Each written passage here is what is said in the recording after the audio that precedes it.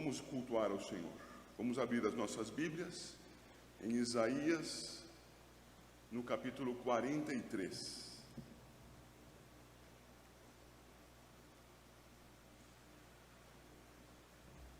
Profeta Isaías, capítulo 43, serão lidos os versos 1 a 13.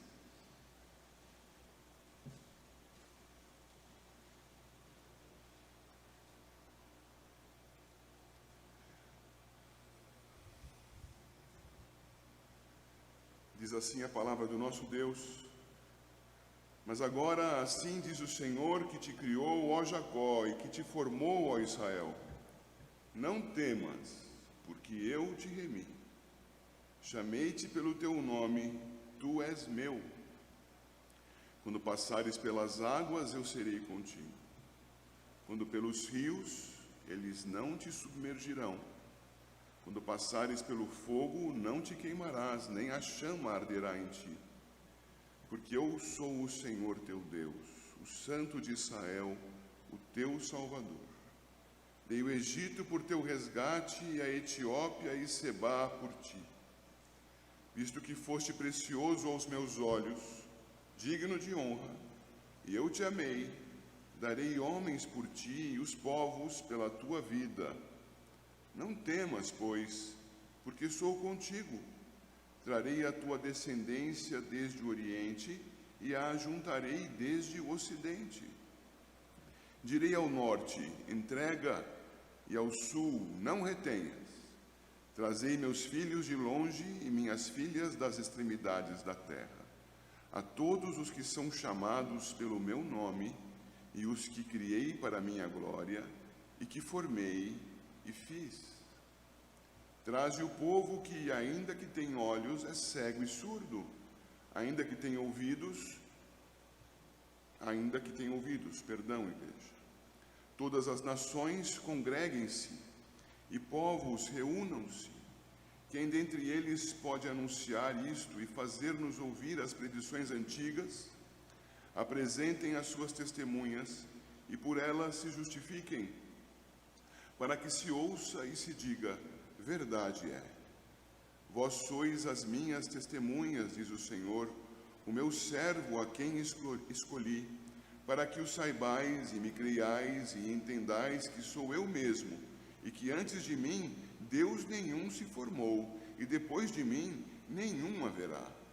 Eu sou o Senhor, e fora de mim não há Salvador. Eu anunciei salvação, realizei-a e a fiz ouvir. Deus estranho não houve entre vós, pois vós sois as minhas testemunhas, diz o Senhor. Eu sou Deus. Ainda antes que houvesse dia, eu era, e nenhum há que possa livrar alguém das minhas mãos. Agindo eu, quem o impedirá? Eu repito muito isso que vou dizer agora, e os irmãos já estão acostumados a ouvir. Que belo texto, não? Que texto tremendo da palavra do Senhor.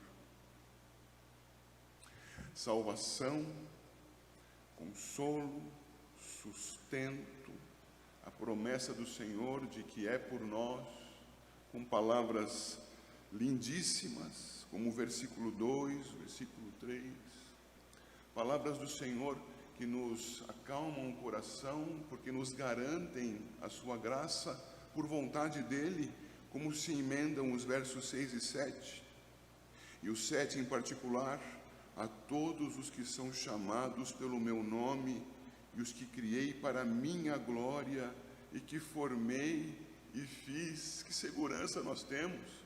O Senhor glorioso, soberano, todo-poderoso nos dá esta classe de condição. Ele, sendo quem é que nos chama para si e nos sustenta. Não é a palavra do pastor, não é a palavra de um amigo, não é a palavra nem daqueles que nos amam tanto, como os nossos pais, os nossos queridos, os nossos próximos, que se esforçam por fazer o nosso bem, mas são limitados e nem sempre conseguem. É Deus. Louvado seja o Senhor. E o texto vai seguindo e vai apresentar agora não a ação de Deus sobre nós, mas algo sobre o próprio Deus. E diz de Deus, e vou pegar aqui o versículo 11 até o final: eu sou o Senhor e fora de mim não há Salvador. Vejam a ênfase, não é um caso de gagueira, eu sou o Senhor. É ênfase, é que não há outro, é Ele e somente Ele. Ele é o Senhor, Ele é Yahvé, e fora de Yahvé não há, Shuá, esquisito, né? É salvação. Fora de Yahvé não há salvação. Você junta Yahvé com Shuá e dá o quê?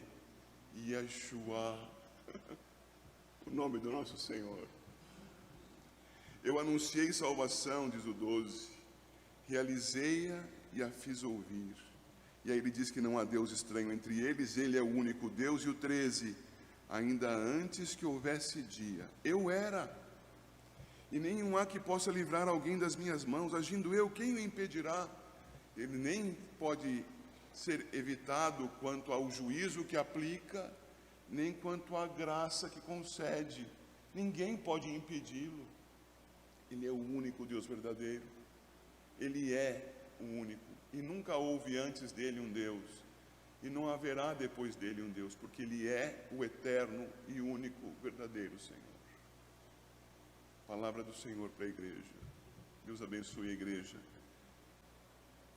Mateus capítulo 1, verso 21. Leiamos juntos. Ela dará à luz um filho, e lhe porás o nome de Jesus, porque ele salvará o seu povo dos pecados deles, dos nossos pecados.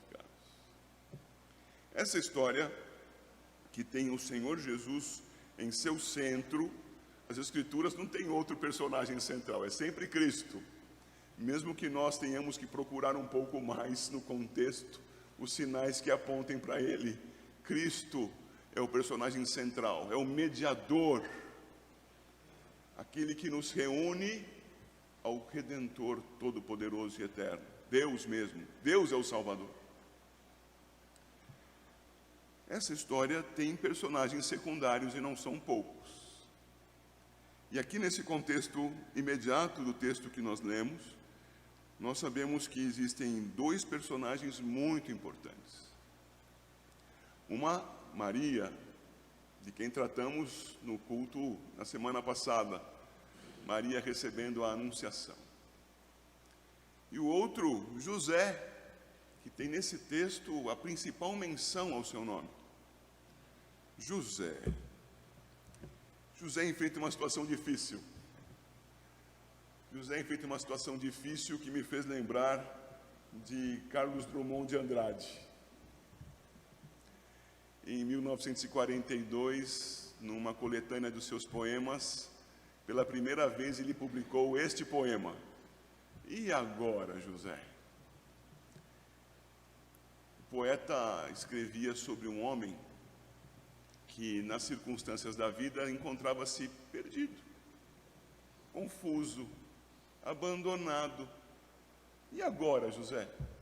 E vai dizendo as situações que o incluem e para as quais ele não tem solução. José aqui não tinha solução para a situação dele. O que ele ia fazer? Nós sabemos pelo contexto deste evangelho e no de Lucas, que Maria e José eram não apenas de Judá, mas eram muito próximos entre si, ao ponto de residirem na mesma aldeia ou cidade de Nazaré. Eram próximos entre si e, como a lei previa, determinava, somente aqueles que fossem da mesma tribo, e no caso deles pela proximidade até mesmo da aldeia, é que poderiam se casar, e havia vários motivos para isso. O mais importante era a preservação do culto, da fé no único Deus verdadeiro, não haver uniões entre redimidos, entre participantes do povo de Deus e os que fossem de fora, para que o coração do crente não fosse tentado a abandonar a sua fé no único Deus verdadeiro. Mas havia outras razões, e entre elas até mesmo a manutenção das propriedades, manutenção das heranças, que precisavam permanecer dentro do mesmo povo, a fim de que alguém de Judá não se casasse com alguém de Zebulon, por exemplo, e tivesse depois uma disputa: com que tribo vai ficar essa terra? Não, fica só com Judá, fica só com Zebulon, porque eles estão sempre casando-se entre si. Então preservavam a religião e preservavam algo precioso para a manutenção do povo, que é a sua propriedade. E aqui estamos José e Maria casando-se dentro desse regramento, conforme a prática de então. Como era a prática de então? Em alguns ciclos, eu tenho o privilégio de participar de um ciclo desse, um círculo desse, com todo um preparo prévio. Não como faz o mundo, em que vai para algum lugar, gosta daqueles olhos e pronto, já estamos juntos e fazemos tudo o que vem-nos à mente. Não, no meio cristão, no meio redimido, no meio do povo de Deus, as coisas são planejadas, são preparadas, são prometidas. De modo que Maria estava prometida para José e vice-versa. Estavam desposados, o que seria algo semelhante ao nosso noivado. Só que sem os avanços da nossa época. Um noivado pudico, contido, respeitoso, apartado, preparando para aquilo que é precioso demais, que é a união conjugal. Então eles já tinham essas promessas. E José é surpreendido. A esposa ficava grávida. De qual José nós estamos falando? O texto nos versículos 1 a 17 nos fala de qual José. E se você for ao versículo 1 do capítulo 1, você perceberá, livro da genealogia de Jesus Cristo, é o personagem central, filho de Davi, filho de Abraão, e vem uma série de nomes, esse gerou aquele, aquele gerou aquele outro, e então nós chegamos ao verso 17, e o 17 diz: de sorte que todas as gerações, desde Abraão até Davi, são 14, desde Davi até o exílio na Babilônia, 14. Agora observe, e desde o exílio na Babilônia até, não é até José, é até Cristo, 14. Algumas pessoas se embaraçam quando leem essa genealogia e ficam contando, não é? Eu já encontrei gente com dúvidas cruéis: nossa, a palavra de Deus errou, não dá 14, dá certinho. Dá certinho. É que você tem que observar a regra do 17, é de Abraão até Davi, de Davi até o exílio Josias, e de Josias até, nós pensaríamos, José. Mas José era pai de Jesus? Lá em Lucas 3, 23, vai dizer como se cuidava pai de Jesus, como se cuidava, porque não era. Então José, olha que coisa curiosa, tem a sua genealogia apresentada aqui, em Lucas é a de Maria, e ele não entra na genealogia. O 14º do terceiro grupo não é José, é Jesus. Por quê? Porque tudo em Judá apontava para Jesus, e José não era pai de Jesus. O que interessava nesse caso era a genealogia e não José. Qual José? O José que não interessava, o José que não seria pai de Jesus. Então você observa no versículo 16: e Jacó gerou a José, marido de Maria, da qual nasceu Jesus, que se chama o Cristo. E o final do 17: e desde o exílio na Babilônia até Cristo. 14, José. Mas ele é tão importante, irmãos, isso é uma lição para nós, na introdução. É tão importante e não tem importância nenhuma, porque ele é tão importante no contexto da história, mas quem tem importância é Cristo. Aplica isso para a sua vida. Como nós somos importantes nas coisas que nos atingem pessoalmente, nas nossas relações de hoje. Quem poderia ser o pai das minhas duas meninas? Somente eu, somente com Regina, somente assim nasceriam Mariana e Priscila. Como nós somos importantes, mas o que importa mesmo é Cristo, porque Ele é que faz a nossa história ter valor.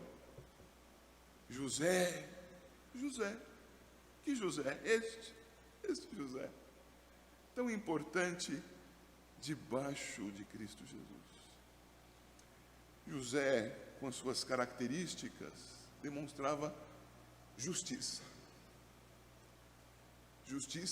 piedade. Você pode observar, por favor, no verso 19, José, seu esposo, esposo de Maria, olha lá, sendo justo e não a querendo infamar, resolveu deixá-la secretamente. Por que José faria isso?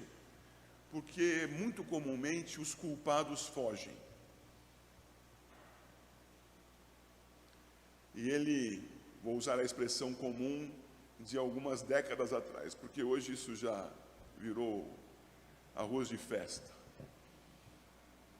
Quando o homem fazia mal à mulher, vocês entendem o que eu quero dizer com isso, não? Ele, culpado, ou resolvia a questão casando-se, e às vezes com uma garrucha encostada na cabeça, ou ele fugia. José está aqui tentando deixar a situação de Maria limpa, Maria vítima, Maria abusada por José. José fugiria, a deixaria secretamente, a fim de que ela fosse tratada como alguém vitimada por José, aquele cão que fez o que não devia e fugiu. Justo, não a querendo infamar, tomando a má fama para si, sem saber o que havia acontecido, sem saber se ela tinha alguma coisa errada, mas com grandes suspeitas, não é porque não era dele, de quem seria. José o justo, grande, pequeno debaixo de Cristo. Diante dessas circunstâncias todas, esse José recebe da parte do Senhor cuidado quando passares pelo fogo, quando as águas se encherem, eu cuidarei de ti, diz Isaías 43. O Senhor cuida de José. José é importante, porque o Senhor o ama.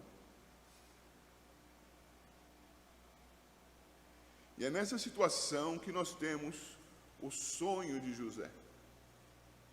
E nós vemos o sonho de José no verso 20, no início e no final, nós vamos tratar dos versos 24 e 25. Enquanto ponderava em deixar secretamente Maria, enquanto ponderava nestas coisas, eis que lhe apareceu em sonho um anjo do Senhor, dizendo: José, filho de Davi, não temas receber Maria, tua mulher, porque o que nela foi gerado é do Espírito Santo. 24 e 25.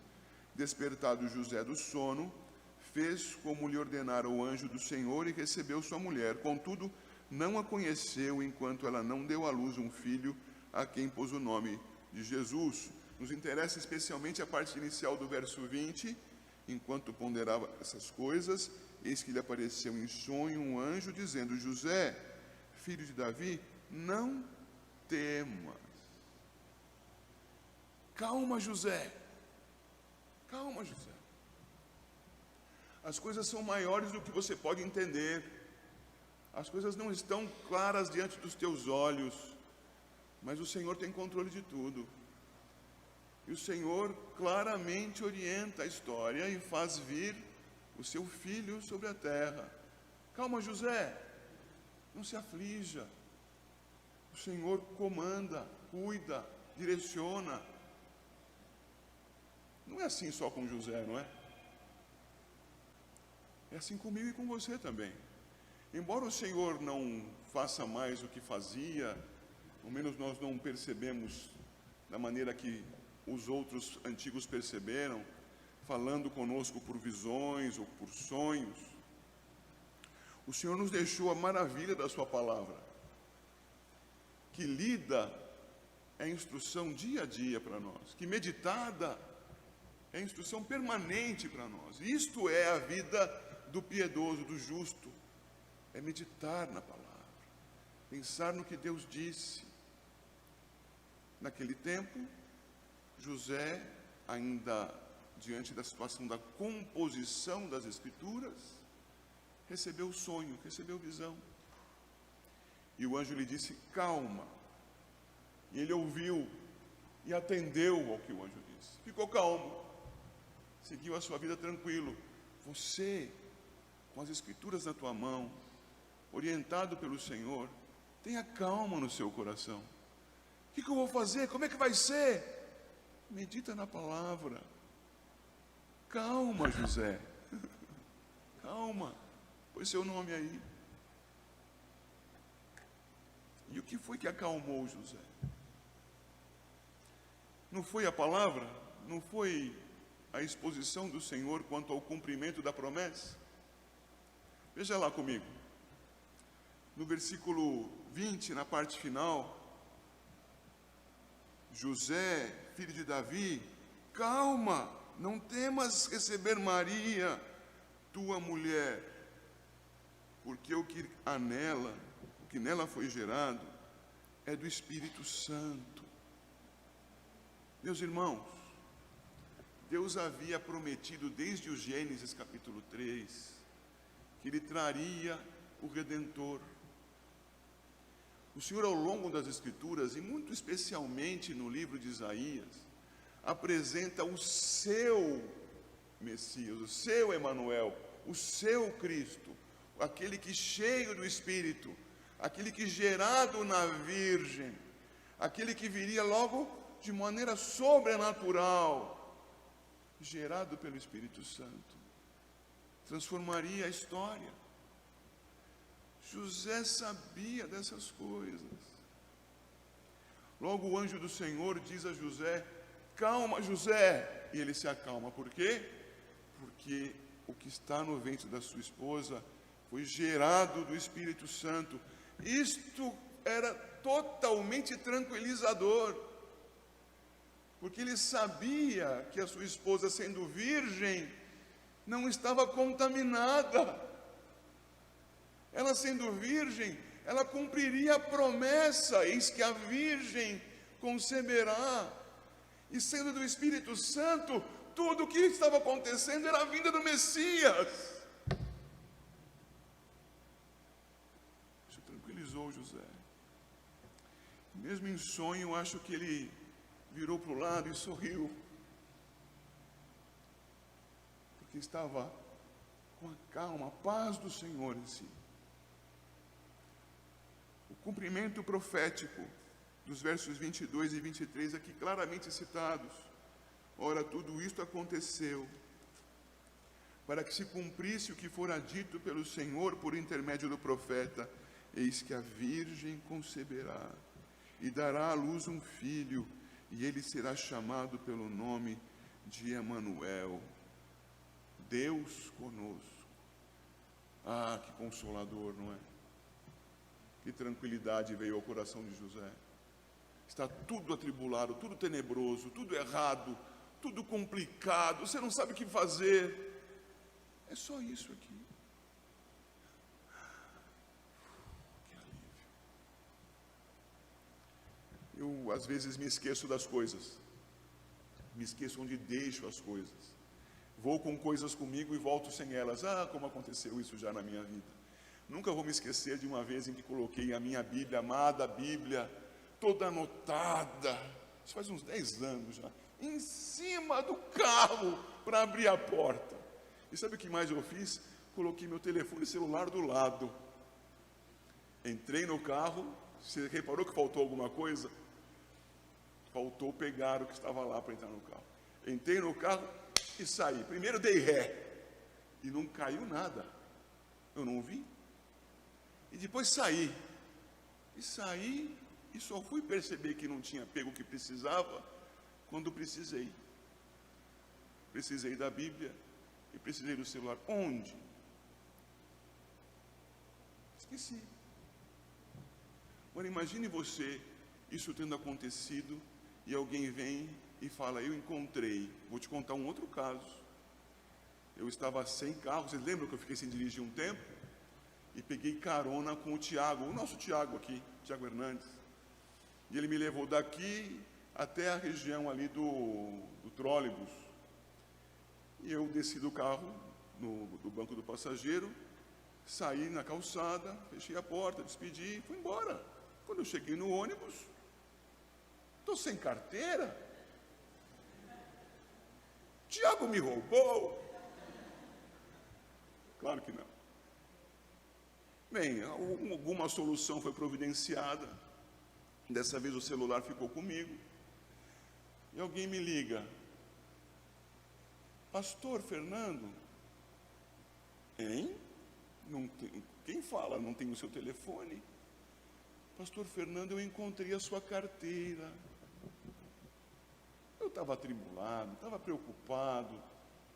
E um grupo de ciclistas passava por ali, onde eu desci. Eu não os vi, mas eles viram uma carteira. E no meio daquele grupo de ciclistas havia um casal de cristãos, que nem congrega aqui, e que me conhecia. E acharam a minha carteira onde não está escrito em lugar nenhum que eu sou pastor, mas viram essa carranca e, é o pastor Fernando. Me ligam, me entregam a carteira na mão. É um absurdo completo, mas é uma historinha mínima, uma besteirinha de uma vida, que mostra consolo, segurança da parte do Senhor, que eu nunca mereci e que Ele me deu. Esse cuidado que Ele mostrou comigo com uma carteira, Ele estava mostrando com José, com um filho. Tenho certeza que você já passou por algo, ou talvez venha passar por algo, que demonstre esse cuidado do Senhor com você. O Senhor é bom, Ele cuida. O Senhor era bom e é bom. O Senhor cuidou de José e cuida de nós. Então a profecia foi cumprida e foi anunciado para José o seu cumprimento, para que José ficasse calmo. Ele ficou. E aí vem a coroa do texto, que nós lemos juntos ao abrir. Quem é que salva? Isaías 43. Eu sou o Senhor, e fora de mim não há Salvador. Quem é que salva? Yahvé salva. Ela dará à luz um filho, verso 21, e lhe porás o nome de Yahvé salva. Por isso nascia o menino, por isso nascia da Virgem, por isso nascia pelo Espírito Santo, porque era o Senhor vindo salvar, era a encarnação do Senhor, e não vinha salvar-se, vinha salvar-nos. Ele veio salvar o seu povo poderia ficar estranho, dos seus pecados. Não, Ele veio salvar o seu povo dos pecados deles, para que não haja dúvida. E o grego permite essa mesma construção aqui. Isso não é uma forçação de tradução. É assim que está lá, dos pecados deles, dos nossos pecados. Ah, que calma, que paz veio ao coração de José, de modo que ele pôde cumprir o que já lemos em 24 e 25. Despertado do sono, fez como lhe ordenara o anjo do Senhor, e recebeu sua mulher, calmo, tranquilo, seguro. Não foi um erro, foi uma bênção. Contudo, vejam um adendo, não a conheceu, isto é, não coabitou com ela. E por que não? Para que não aparece qualquer dúvida, este não é de José, este não é meu, diria José, este é de Maria, com o Espírito Santo, filho de Deus. Então ele não a conheceu enquanto ela não deu à luz um filho, a quem pôs o nome de Jesus. Há muitas pessoas malandras neste mundo, há pessoas más neste mundo, que adulteram. Me perdoem, senhoras, vou ter que abordar um pouco das malandragens femininas. Adulteram e depois do adultério vêm felizes procurar pelo esposo, pela vítima do adultério. Para quê? Para que, se acontecer uma concepção, ela dizer que foi dele, do infeliz traído. José, totalmente diferente, justo diante do Senhor, consolado, acalmado, sabia de quem era e não quis deixar dúvidas. Não é meu, é do Senhor. Que cuidado com a Escritura, não? Que cuidado da palavra de Deus conosco. Então, queridos irmãos, que nós guardemos isso em nosso coração. O que Deus fez conosco foi nos conceder um Salvador, Yahvé Salvador, Jesus, Yehoshua, Jesus, Yahvé, o que salva, o Eterno é o único que redime, que te redimiu, que te sustenta, que te guarda, que te conduz. Calma, transponho para os nossos dias. Calma nos nossos dias. O Senhor tem tudo sob controle. Deus abençoe a sua igreja, em nome de Jesus.